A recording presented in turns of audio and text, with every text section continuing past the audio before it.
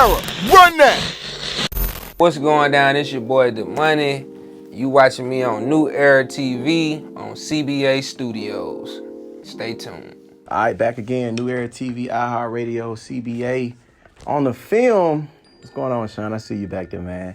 In Atlanta this time, man, with one of the hottest up-and-coming rappers. Been doing this since 2016, man. He's a conscious rapper because a lot of his music to me speaks messages and volumes to me, man. I had a chance to witness this brother in Birmingham, Alabama on the Big Crit Tour. And I can honestly say his music had me in my feelings, man. From Atlanta, Georgia, man. Domani, what's up, man? Man, thank you for that introduction. What's poppin', homie? Chilling, man. Thank you for having me. Pleasure to be sitting here with your dog. It was brought to my attention that you had a new single that you're about to get ready to put out, a new album set to drop. Let's talk about, man, what drives you to make music, homie? That was a good question. What drives me to make music? Man, I really be feeling like that's the only way I really express myself, for real. Okay. I've always been creative, artistic, and just, I express myself all different ways when I was young. From life situations? Right. And then I had a bunch of phases, and all of those phases just like faded away, and I just stopped doing that, and I just only did music. So now I just express myself with music, and walking out in the real world, being around people. I think I'm always considerate of people's feelings, and they might have something going on, and so a lot of times I don't really get to express myself. Right. I'm always worried about what they think. Right. I don't want to hurt anybody. I don't want to make them feel no type of way. I was me sitting in the studio talking to myself, saying something, getting it off my chest. That's when I knew I wanted to continue to write music. I always knew I wanted to be an artist and an entertainer and such. I always knew I wanted to do that. My friend since 4th grade, she had told me a while ago, and I didn't even remember this. She had told me it was dress up as your career or something. Dress up for what you want to be. In 4th grade, I had dressed up, and I had wore a chain and whoop-de-whoop, and I had brought a microphone. I said I want to be a rapper. I said I don't even remember. So who were some of your influences? Because you said 4th grade, so what rappers really influenced you to want to get out here and do this? Because when you hear your music, it puts me on the verge of a J. Cole or a J.I.D. or some in that era, a Wale era, because those artists, they have a lot of messages behind their music, and it's powerful. So who were some of those influences that made you want to just say, this is what I want to do? Man, when I was in 4th grade, I ain't had none of them influences. I was just listening to whatever was being played. I just knew the look. I knew I wanted to be a rapper. That's what I knew when I was in 4th grade. I said, I want to be on stage. That's all I knew. But you got a song out right now saying... Yeah, that was 4th grade. Okay. I'm saying in 4th grade, I didn't really have it together. I just knew I wanted to be on stage, and I wanted people to look at me. I wanted the light to shine on me. That was all that I could see in 4th grade. Gotcha. And so, then... It just makes me want to ask you, what's your definition of a rapper? Rapper, man, a rapper... I don't even call myself a rapper, but a rapper is someone who, man, I feel like it changed so much. It's a great question. I think it's just anyone who does music in a hip hop genre. I feel like that's what rapping is. But that word has just been so watered down these days. They just call it just everything just rap, and I feel like it's all boils under art. Mm-hmm. I'm like, man, y'all just keep talking about rapper. It don't even sound good to be a rapper. Gotcha. Somebody say, what you do? I don't even want to say I'm a rapper, I'm an artist. Artist, that sounds better, man, because when you put yourself in that artist lane, an artist can be creative. They can come with so many different levels to being artistic. Right, and I just don't like put myself in a box. Nothing wrong with rappers or rapping. I just feel like next year I might want to do something else. They might say, so what are you? I'm a rapper, a singer, an actress, an actor, a director. I'm just an artist. Putting it out there. I'm just an artist. You ever thought about acting? Yeah, of course. You got some scripts lined up? Yeah, I've done auditions, I've read scripts, but I haven't dove all the way into it like I have with this music, and I feel like music is the focus right now. Music is the focus, but I will get into acting and movie and writing and directing. All right, so how did you begin channeling the man you were developing to become into it as an artist that's a conscious artist as well as a storyteller? Because in your music, you can tell that you are very self-aware and ahead of your time. Man, just living life and just knowing that I don't know anything at all. Questioning anything, everything, learning, understanding people, and just being around the right energy, being around the right people. I always grew up around like older people, and then, you know, being around my dad, he was always beyond his years, and yeah, everyone in my family really like that. So just being around the people that I be around, and then the influencers, Andre 3000, Kendrick, J. Cole, Jay-Z, etc., etc. Have you had a chance to meet any of those artists? Yeah. Yeah, who I said? Kendrick, Jay-Z, Andre 3000. Yeah. How was it meeting Jay-Z though? Man, okay, boom. So the first time I was able to meet Jay-Z, I don't even think I wanted to meet him. I didn't even want to shake his hand. I did a freestyle and I explained it. But I just felt like he would see me as like a rapper's son. So I was like, he probably don't even know my music. Right. I'm gonna be like, that makes sense. Yeah, so I didn't even say nothing. I just, you know, just watched him and admired him. And admired that he ain't had no jewelry on. I mean, he was. You rarely see Jay-Z with jewelry on. Like I don't never see him. It's not about that. It's not about that for him. He knows other things more important. Your numbers are crazy, dog. You got some top songs out right now, man. Streams are at 9.5 million.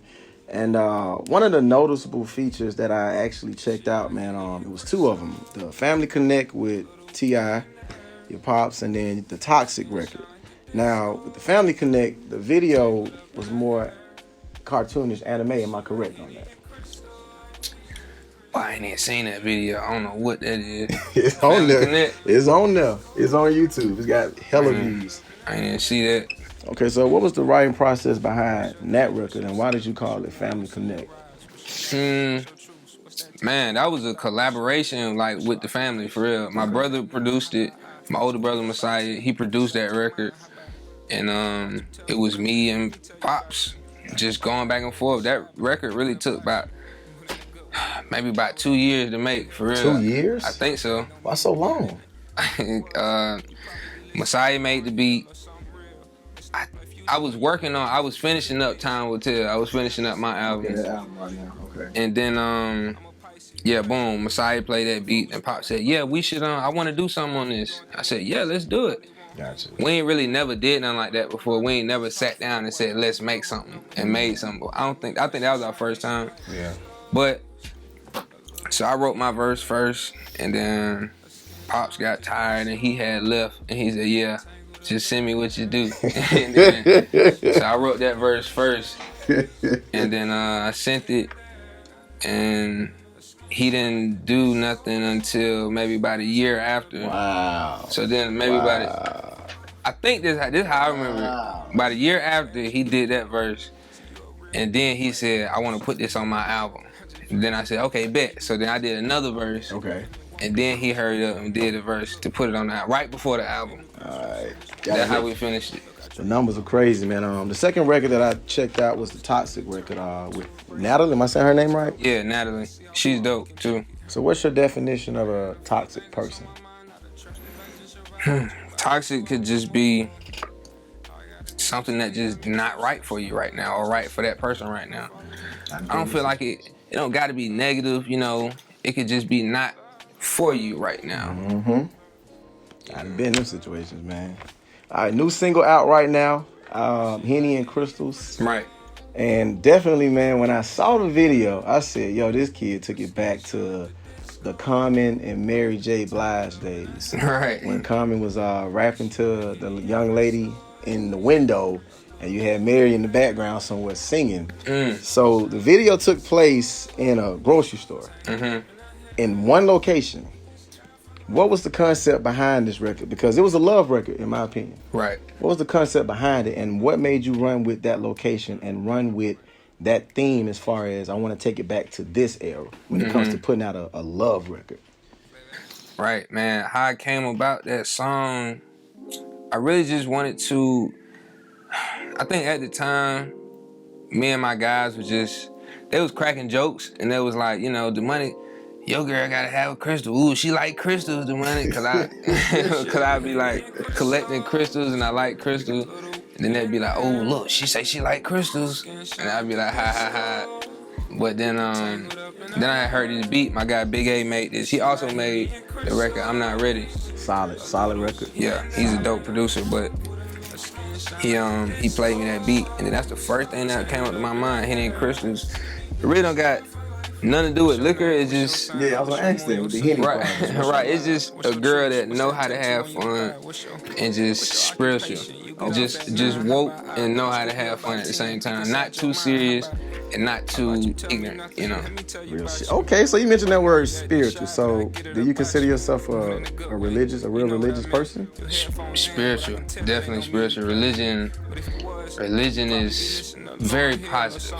Okay. Like I said, you asked me about my bracelet. Right. I got something on too. Right, you asked me, and I was saying, it's just positive. I feel like it's positive to me. It's what I believe. Okay. I believe it's positive. It makes me feel good, so it's positive.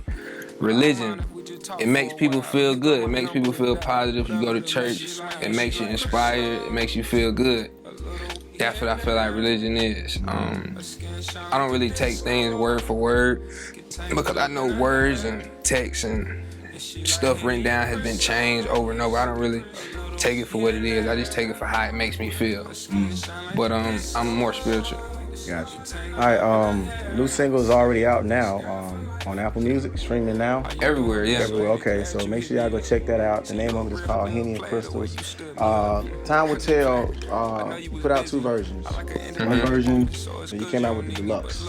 Now, I went through the second version because the Time Will Tell record itself is what you performed when you was on tour with Big Crit. And I think that was towards the end of your set, the actual show that you did. But one record that I actually liked was the Myself record. Right. You want to talk about that, man? Because basically you saying it's basically myself. I took that as if you are your biggest competition. Right. I ain't heard this song in a while too, but you're right though. I always put my faith in myself. I never be let down. I doubt it. Basically, as long as I believe, and if I believe I can achieve it, that's really all I need. That's the most important thing, I would say. Because you can have all these people in your circle telling you, you got it, you can do it, but if you don't believe, you ain't finna do nothing. That shit. So that's what I meant by myself, like, yeah, that's it. I just need to believe, and then everything else will fall in place. Another record, man. The album was solid. Who did most of your production as far as producing goes on that? Because it was different styles on that album, man. Literally. Thank you. Man, I don't want to name all the producers because, like I said, this was a while, almost 2 years ago. But Big A, of course, he did the I'm Not Ready. My guy Smitty and his camp, Smitty, and then on the deluxe I had the boy Juicy J.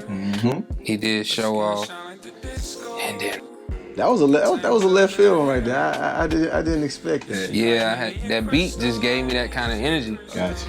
And it just came out of me. Eric G, dope producer with Ninth Wonder and their camp. Man, we gonna stop it right there, man. I don't really wanna. I'm not naming all the producers. Yeah, this is just. You had a lot, man. So you mentioned Ninth Wonder, and that leads me to the question about your tour that you did with Big Crit. And Rhapsody. Yeah, I had a chance to sit down and interview Rhapsody, and she works with Ninth Wonder a lot. Yeah. So how did you link up with Ninth Wonder? Boom. Okay, I remember this. We was bowling. Me and the family, me, Pops, Messiah. I don't remember who else was there, but I know me, Pops, Messiah. We was bowling, and then Pops was on the phone, and then Messiah had just asked, who you on the phone with? He said, Knife Wonder, I think. And then he was like, Knife Wonder? Can I talk to him? Solid. And then me being my ignorant self, I'm like, who is Knife Wonder? Never heard of Night Wonder? Never heard of Night Wonder before that. What? And then Messiah said, you don't know who Night Wonder is? I said, nah. He said, he did Kendrick junk. I said, whoa, that's all I need to hear. I said, he did Kendrick. I said, let me talk to Night Wonder, man. All right. Got Knife on the phone. I said, yeah, man, shoot, I do music, man. We need to get in. He was like, yeah, let's do it. I think he said he heard some junk. I don't remember. But he was like, yeah, let's do it. And then I had came down there to North Carolina, and I played him some music. He played me some beats. He gave me a whole pack. Solid. And then I had met, ran into Rap City again up there. And then ran into another dope artist named Ruben Vincent. We did some music. He's dope. He's on the deluxe. What song? The last 5 songs he did a goddamn. I forgot. But That's how you know you got a lot of music out. Yeah, and this is an old project, but we sang And this came out in 2020, right? 2019. 2019. The deluxe did. Yeah, the deluxe in 2019. All right. And the tour you did was in 2020 though, right? Was that the big crit one, right? Probably 2020 the world shut down. Well, no. Well, the world was shut down in March of 2020. So you're right, because the tour was at Zydeco. Was it Zydeco or Iron City? It was at Iron City. Iron City. And that was when Big Crit came out of it. Okay, so I'm a huge fan of Rhapsody, man. So yeah, she was dope. Dope. Man. Rhapsody is dope. On tour, she was dope. Now, out of all the tours you've been on, man, you've been on one with B.O.B., you've been on one with J.I.D. Yeah. Which one of those tours had the biggest impact on your career and gave you a broader audience? Because the one with Big Crit, man, you did so many House of Blues, literally. So how was it performing at those, and which tour had the biggest impact on you as an artist? Man, it had to be the early one. The earliest ones, the B.O.B. tour. Genre. Had to be that, because I feel like that that taught me something at a young age. Like, I seen the real tour, and we was driving in a car. We had rented like a little SUV car. Y'all was driving from city to city? City in the car. We were following his tour bus. Okay. But it was dope, man. We got to travel, do music, and I feel like that taught me the most. That showed me what the real up-and-coming artist tour life was. Yeah. It made you appreciate it more too, right? Right, it made me appreciate the future tours, the tours after that. Made me appreciate the Big Crit and Rap City tour. Now I see what's going on. Okay, now we in the goddamn Sprinter van. Getting it in. Right, now we in the Sprinter van. Now I appreciate this Sprinter van. I don't even want the tour bus right now. I appreciate this Sprinter van, because we was in the car. Hold on. Why you don't want? So why you don't want the bus? You want the Sprinter? Nah, I didn't want the bus, but I'm saying, like, we in the Sprinter van. We was in the car. Okay, so it's like you I levels. appreciate this Sprinter van. Okay, what's the difference though between a bus and a Sprinter van? Like, is it? Nah, the tour. It's not the Sprinter van and the bus that you're speaking about. It's the biggest difference between being in a car and being in a Okay, Sprinter. I got what you're saying. Imagine touring in the car Right. and then touring a little bit more space in the Sprinter van. Right. Got you. You gotta But, look at more luxury. Right, a little bit, but then boom. Then we went with J.I.D.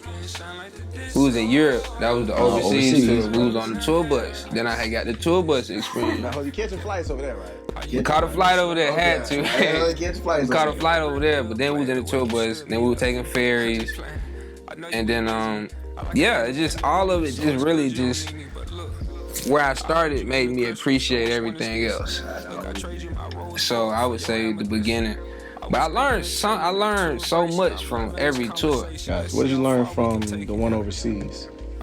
I learned how so much different their culture was.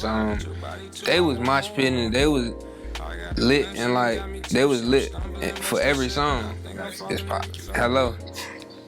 The word horsepower, I was like, yeah. Yeah, he said, hey, how many horsepower was your truck? That's what's up, man. You ready, Sean? Yeah, we right. All right, so we talked about the tours, man. What can we expect next after you drop? Well, the name of this new album. What's the name of the new album? Let's talk about that right quick. Man, it's called Skydive. Skydive is the final idea, the last idea I came up with. Okay. Skydive. Why call it Skydive? Man, okay, boom. Skydive, boom. This is what it's about. In life, you know, it's about committing and jumping. Some people never actually jump because they're afraid of failure. Oh, deep. But me, I chose to jump, and basically I'm falling until I figure out how to fly or how to land safely. But until then, I'm falling. It could be falling in love, falling out of love, or goddamn just committing. And with this music thing, I committed. So just learning how to fly. So basically, the concept I'm getting from this album, you take a lot of risk. Definitely. Gotcha. What's your definition on risk takers? Because I learned you can't play it safe. Just betting on yourself, man. That's what I feel like a risk taker is. Just betting on yourself. Gotcha. All right, so new album coming out. You know, do you mind giving me a sample of that track list? Just something that we can expect on it. A track sample of it. Man, I'm not all the way final on all the tracks that I want on there. I do know it's a song called Numb that I want on there. And it's a song called Somebody. I might call it Somebody or I might call it Mirror. I don't know. The production from Ninth Wonder. Ninth. Nah. Yeah, he did. He gave me a pack. But no, no. 9-5. Oh, I know you. That's what I'm asking. 9-5. 9-5 with it now. 9-5, but shoot, it's more like a different vibe. Okay, now I gotta tell you.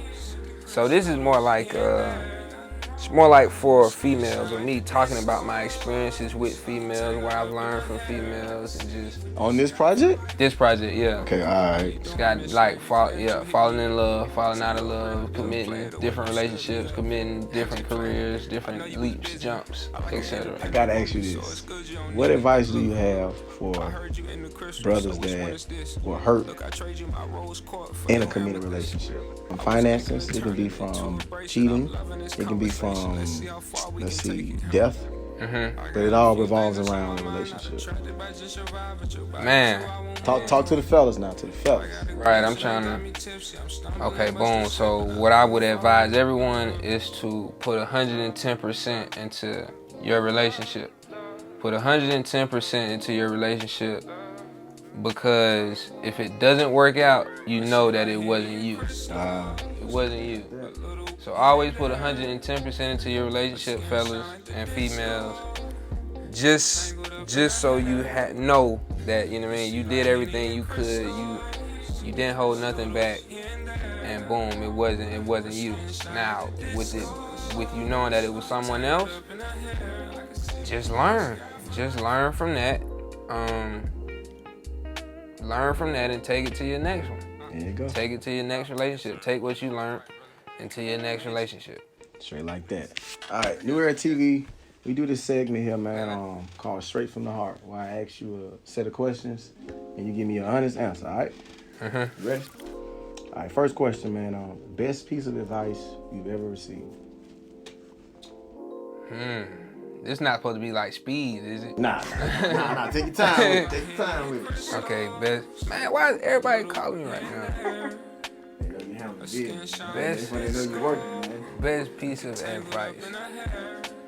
Man, I would honestly say something like I just said. My dad told me when I wanted to do music, he said, just take it serious. You know, when you're young, you don't really think about it like that. You just having fun, want to do music. I want to be a star.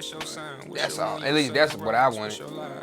But then you get older, you like, man, these people out here really spending their hard-earned money. They only get so much a week or every 2 weeks. They spending their hard-earned money to come see you perform, or goddamn, might buy your album, or etc. Just like take it serious. These people support you, believe in you, love what you do. Don't ever forget that. And that's one thing I liked about you at the show, man, with Crit. After the show, you were the only artist. Everybody had merch, but I was out there. I was out there by my merch, and I was out there dapping everybody up, you know, meeting everybody on the way out. Just because, you know, I don't know, man. I just I like to hear people's stories and how my music affected them and what did they feel, how did you like the show.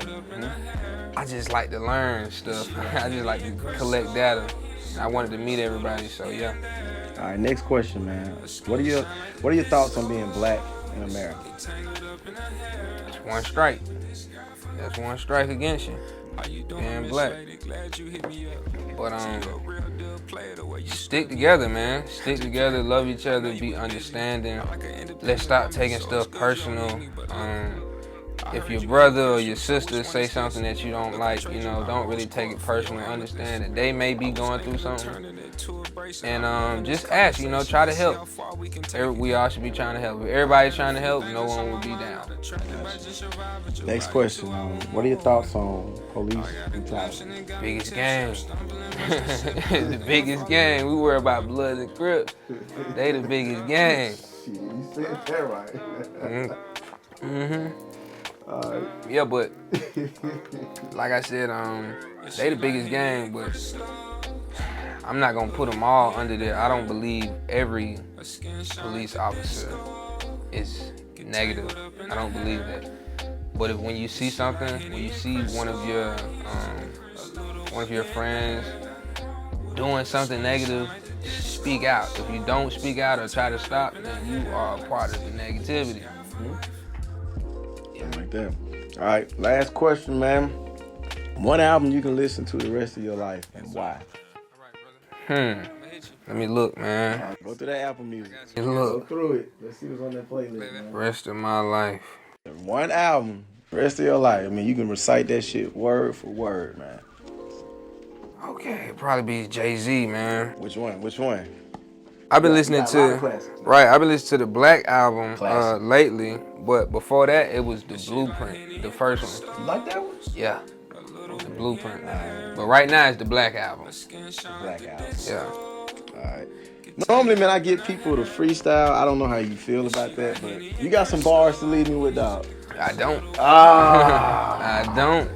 No, I ain't gonna lie, I really don't like freestyling. I know people like to see that and it's entertaining. Like I said, I don't even consider myself a rapper. That's when I'm expressing myself in the studio, and I might take an hour. Yeah, but I might take an hour or 2 hours to write one verse. And I sit there and it's like, I'm really saying something. Plug that new single and definitely plug that album, man. Right, okay, boom. You can follow me on Instagram if you want. Domani, Domani. Twitter. I got a Twitter and stuff like that. I don't really know it. I don't really be on it like that. But you might see me tweet something. Is it verified? It should be verified. It's probably verified. Right. I mean, I'm barely on Instagram, but you catch me on Instagram. Domani, Domani. New single Henny and Crystals out now. Video out now. Album Skydive coming soon. That's right, man. NewEraTV, iHeartRadio, CBA Studios, Domani. Thank you for coming by, brother. Man, thank you. New Era, run that!